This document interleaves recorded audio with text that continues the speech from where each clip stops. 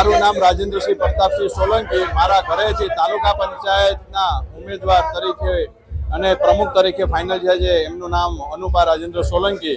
આજે કોંગ્રેસ પાર્ટીમાંથી અમારી જે ઉમેદવારી હતી, અમારા કોંગ્રેસ પાર્ટીમાં 12 સભ્ય અને અપક્ષ ઉમેદવાર અમને જે ટેકો જાહેર કરી અને અમારી સાથે એક સાથે રહી અને જૂથ થઈ અને જે કામ કરવાના છે, પંચાયતોના હોય, નગરપાલિકામાં જે પણ નજીકના વિસ્તારના કંઈ પણ પ્રશ્નો હશે અને પંચાયતને જે પણ પાણીના મેન પ્રશ્નો છે, જે લોકોએ અમને છૂટી કાઢ્યા છે અને કોંગ્રેસ પાર્ટી ઉપર જે વિશ્વાસ મૂક્યો છે અને એ વિશ્વાસને ખરા અર્થે લઈ જવા માટે તેને જે આખી પંચાયત બોડી જે પણ છે એ બધી સાથે મળીને કામ કરશે. કોઈ પણ પક્ષાપક્ષી કરવામાં નહીં આવે અને બધા જ સમાજને ન્યાય મળે અને પાણીના પ્રશ્નો હોય, રસ્તાના પ્રશ્નો હોય કે ગટરોના પ્રશ્નો, જે પણ પ્રશ્નો હશે એનું તાત્કાલિક ધોરણે નિર્ણય લઈ અને તાત્કાલિક કામ કરવામાં આવશે.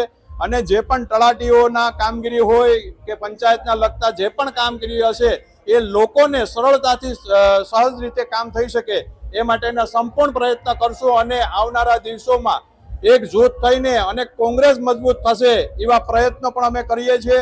અને 27માં કોડીનારમાં કોંગ્રેસ બેઠશે એની પણ અહીંથી હું તમને ખાતરી આપું છું, આ મંચ ઉપર ખાતરી આપું છું. અને સાથે સાથે જે વડીલોએ, બુઝુર્ગોએ અને યુવાનોએ અને જે પણ મહિલાઓએ બધાએ જે પરિશ્રમ કરીને જે ઘરે ઘરે જઈને સમજાવ્યા છે, કેમ કે 35 વર્ષ સુધી ભાજપનું શાસન હતું અને કોંગ્રેસનું શાસન આપ્યું છે.